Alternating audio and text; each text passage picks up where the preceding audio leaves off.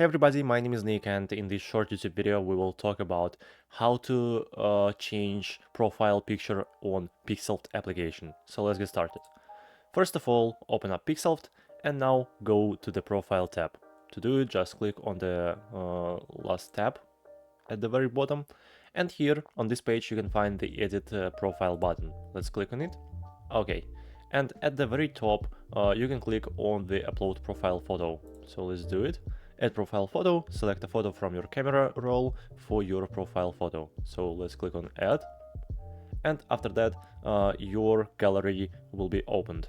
So here you can select the necessary image, for example this one, just click on it. Here you can easily crop your image, you can rotate it and so on, and after that just click on the crop button at the top right.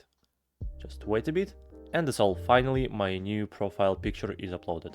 So it's very simple, and I really think it was helpful for you. Please subscribe to my channel and put a like under this video. Thank you so much for watching. Bye bye.